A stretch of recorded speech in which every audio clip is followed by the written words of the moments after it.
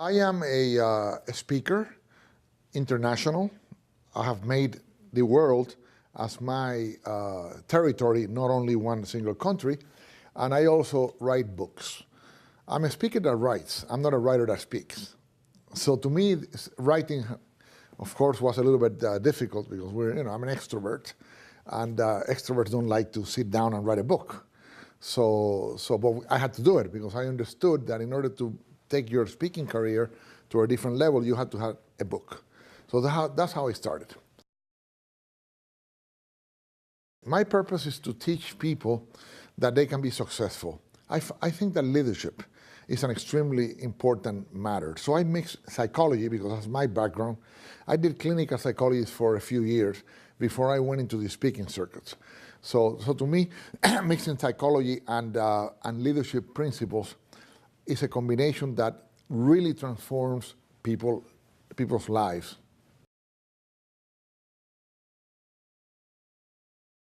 Number one, I would tell people that the most important factor for success is self-discipline, the ability to delay gratification. In fact, it's such an important principle that I wrote a whole book about it. That's where my title comes, Don't Eat the Marshmallow Yet. I could talk to you a little bit about the experiment. Why is it called Don't Eat the Marshmallow Yet? A few years ago, a psychologist took 643 kids, 4-year-old, and he placed them in a room one by one, boys and girls, and he left a marshmallow on top of the table and said, Johnny or Mary, I'm going to leave the room for 15 minutes. If when I come back, the marshmallow is here, you get 2. If you eat it, you get nothing else. To tell a 4-year-old kid to wait 15 minutes to eat something is equivalent to make us wait 4 hours for a cup of coffee. It's a long time. So what happened? Door closes, 2 out of 3 kids ate the marshmallow. 5 seconds, 10 seconds, 30 seconds, a minute, 5, 6 minutes, 8. They could not stand the 15 minutes. However, one in 3 understood the most important principle for success, which is the ability to delay gratification, the ability to think long-term instead of I want everything now. So 15 years later, in fact, that kid that understood that principle would look at the marshmallow and go like this, would pick it up, would smell it, put it back. Some would lick it and put it back. Some would go under the table to think about something else because they knew that if they looked at it, they would eat it. So that in itself is a technique in order to avoid temptation. You simply take your mind off the temptation. That kid already at 4 knew it. So 15 years later, follow-up study, and what did they find? 100% of the children that did not eat the marshmallow were successful. Their SAT grades were 213 points higher than the kids that ate the marshmallow. They had good grades, good relationship with the teachers. A lot of the children that ate the marshmallow did not make it to college. They were working low-paying jobs. Some made it to college and dropped out. Some had bad grades. Just a few changed sometime during the 15 years, and they were doing well. So I find that that's the number one principle that I would say is extremely important. You want a second one? Second one is successful people are willing to do things that unsuccessful people are not willing to do. In other words, successful people are willing to pay the price. They're willing to study what needs to be studied. They're willing to change ways if they have to. They're willing to sacrifice if they have to. And I always use the example of Larry Bird, which, as you all know, is one of the best basketball players in the world. And I saw him once, going like this before a game. And I've done a lot of work with the sports teams, the Milwaukee Bucks, the Los Angeles Lakers, the New Jersey Nets. And Larry was doing like this, and what was he doing? He was studying the court in case he had an imperfection. So this guy, making millions, was willing to study every single inch. So if he's losing by 1 point and there are 5 seconds left, he will not bounce the ball in a place where it would make him lose control. He took 300 foul shots as a practice before the game. He's willing to do things that other people are not willing to do. My cousin plays baseball. Actually, he just retired. Joachim de Posada. He was a catcher for the New York Yankees. He wasn't a catcher. He started as a second baseman. But his dad said, son, you want to make it to the big leagues? Yes, Dad, I want to make it to the big leagues. Well, you cannot be a second baseman. You have to be a catcher. No, Dad, I don't have to be a catcher. Yes, I'll play third base. No, you are slow. You have strong legs, strong arm, you bat well, but you are not fast enough to be second baseman. So a catcher is the only position you should make. He became a catcher. He wasn't that good at it, but he practiced and practiced, and he was willing to make the change. One day his dad said, son, you want to make it to the big leagues? Yes. Okay, you have to bat left-handed. Dad, I'm right-handed. You have to bat left-handed and right-handed. That'll be a competitive advantage. That will make you better than the rest. Okay, so he started batting left-handed. And he struck out countless times, maybe 16 in a row or so, until he hit a home run. He was willing to pay the price. In other words, he was willing to do things that other people were not willing to do. Successful mothers do things for their children that unsuccessful mothers are not willing to do. A successful father will do things for the kids that unsuccessful fathers are not willing to do. So that's a very important principle. First of all, for the world, which is more important than my own vision, for the world, my vision would be to have peace. In other words, actually, two. To have peace and to end hunger. There's nothing worse than seeing kids and people die of hunger, when in reality we have the resources to be able to feed every single human being. So because of jealousy, because of selfishness, and because of corruption, and because of the need to have power, kids die every single day, thousands of them, because they don't have enough to eat. So to me, that is something that I would like to help end with whatever I can do. My vision, particularly, I believe that I have to leave a legacy. I have to transcend my presence on Earth. I need to. It's more than self-realization. I'm self-realized. I think I have met every single goal, or most of them that I've had, but I want to take it to a level where I'm going to be leaving something for other generations so that they can really apply these principles. That's why I write the books, and that's why I give the speeches, so that these lessons will change the lives of millions of people. Well, peace means tolerance. Peace means everyone having the ability to seek to understand and then be understood. Seek to understand and then be understood, instead of the other way around. It's respecting other people's ideas. It's not believing that whatever your religion is the only one that counts. It's not believing that whatever your idea is the real idea. It's simply understanding that we all have different backgrounds. We all have different ways of interpreting the world. So you must respect a person that has a belief system that has to do with the way that person was brought up. Okay, so with that understanding, which could only be achieved by education, only by educating people. That's the only chance that we'll have to have peace. The National Speakers Association, I joined in 1991, so it's been 20 years. I think it's probably the most exciting and most helpful association that anyone can belong to. I am very proud to have been a member of NSA. I also was a director for 1 year, and I have participated in a lot of their events. So I think that everyone that needs to be, that wants to be a speaker, even people that do not want to be a speaker, but people that want to know about business, about how to get ahead, about how to get motivated, would be very well served attending a National Speakers Association. In fact, I thought it was so valuable that I took my daughter, when she was 12 years old, to the youth program, thinking that, hey, I was divorced, and I had a daughter. I wanted some quality time with her. So I said, you know what, Caroline, I'm going to take you to my convention, and you're going to go to the youth program. And then at night, we'll compare notes. What I learned in the adult program, you tell me what you learned in the youth program. And she went the first year, and she loved it. So we did it together 12 years in a row. And that made my daughter a very good speaker. She's now a prominent lawyer, and she attributes a lot of her success to the time that we spend together, besides deepening our relationship to the point that we are extremely close, and we're writing a book together now.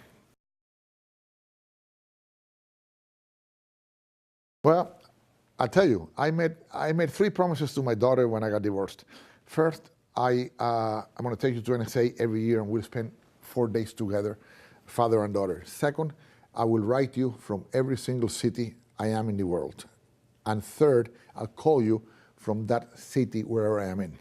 And I'm going to also promise you that if I'm in any city, even if I'm doing a speech, if I have my phone and it rings, I'm going to go like this. If it's you, I don't care if I'm speaking to the president of the country. I will say, excuse me, I have to take this call.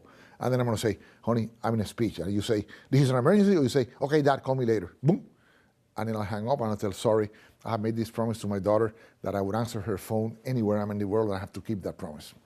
So those 3 promises. And guess what? 6 months ago, Father's Day, I go to her home and she said, Dad, I have a surprise for you. She goes upstairs, comes down with a box. Every single card I have sent her in 12 years. 300-400 cards with all the advice. Oh, you're having problem with English? Okay, sit in the front row. The teacher doesn't like you? Okay, tell her you can help after school. You have a problem with this boy? Okay, do this or whatever. You broke up with this kid? Hey, it'll be nothing in 10 years. You will forget his name. So all the advice. So her husband is sitting there and say, oh my gosh, now I understand. What do you understand? Now I understand why you two are so close and you have a better relationship than her friends, where most of the parents are not divorced, and yet you two are closer than even any other. She has 8 friends that have been brought together since they were kids, and the husband says, you guys are much closer than any one of her friends. That's a book. I said, really? That is a book. So I'm writing a book now, which is called Postcards from Dad, where I will be showing some of the nicest postcards, some of the things I taught her, and then her perspective on what I did for her, my perspective on what I did for her and she did for me.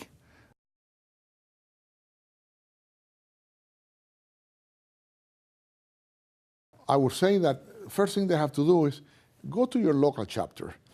Your local chapter does a lot of stuff, and their local chapters, like not in every state of the union, but at least in a place where you can get to pretty easily in 2, 3, 4 hours. So go to your local chapter. Oh, even there's a virtual chapter where if you live in the boondocks in Montana and there's nothing close, or Idaho, then you belong to the virtual chapter and you can become part of NSA. So first of all, go to the local chapters, start meeting people, and then immediately join NSA and attend the yearly conference. There you'll meet all kinds of people. They will all want to help you. They will try to teach you lessons that it would take years for you to learn. And you will find that it is an association where even someone that delivers the same speech that you do, let's say I do leadership, another person that does leadership will say, Joaquin, do this and do that, it'll be more effective. So he's giving advice to a competitor because we have a abundance mentality, not a scarcity mentality. When you have a scarcity mentality, I gotta keep it in because she or he might take my business. So let me not give away what I know. But when you have an abundance mentality, I'm gonna say, wow, there's business for both of us, and I better help her or help him, because once she's successful, you know what? They're gonna want to hire someone else, and she say, hey, you know what? Hire Joachim de Posada. Why? Because I helped her, and she has gratitude to what I did. And the same with me. Person helps me, I get hired, and then they say, you know, we want to bring somebody else next year. We always bring a different one every single year. You have anyone in mind? I'll refer to my friend.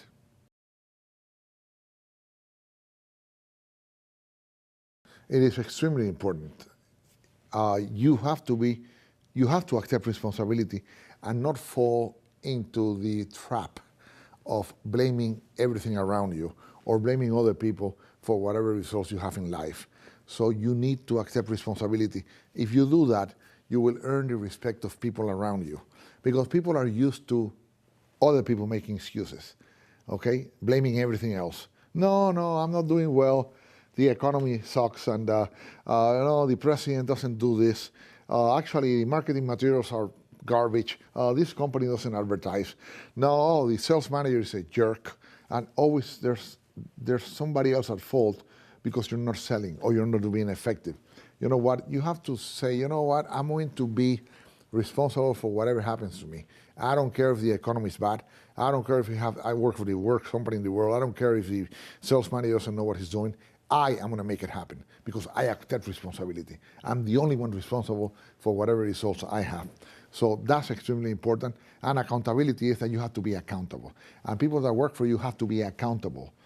Yesterday I had a session with a company where we had to identify what was happening in the company, and obviously after 2 hours we came to the point where you're not holding your people accountable.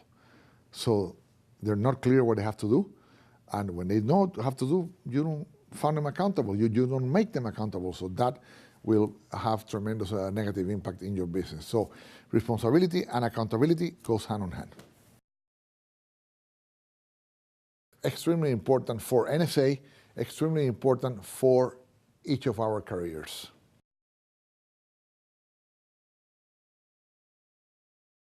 Yes, we have a support network, and we also take it to another extreme. Let's say that let's say that you do sales. There's a sales PEG, which means Professional Emphasis Group, PEG. You're a consultant. There's a consultant PEG. That means that there's specific information for consultants.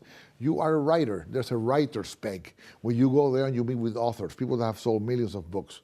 Okay, I mean, I never thought my book would sell 3 million books, but I did meet people that have sold millions of books, and they taught me stuff that I then applied. And because of that, it's worked. In fact, before my book, Don't Eat the Marshmallow Yet, I wrote one called How to Survive Among Piranhas. You know, you've been in Brazil. Piranhas are those little fish, right? Okay, now, where did I get the idea? NSA?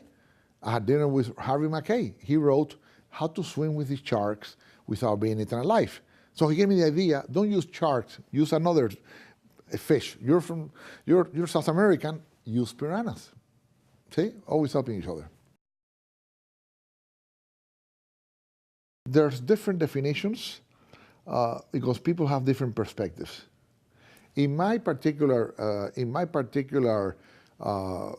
thinking, I believe abundance is when you are willing to give, when you do not try to keep the resources only for you because you want to share them. Abundance means going through what is probably the most satisfying thing in the world, which is to give to others. I feel much better when I give something to my daughter than when she gives me a present. In other words, I feel better. So abundance is getting enough for everyone so that everyone can be happy and can share with other people.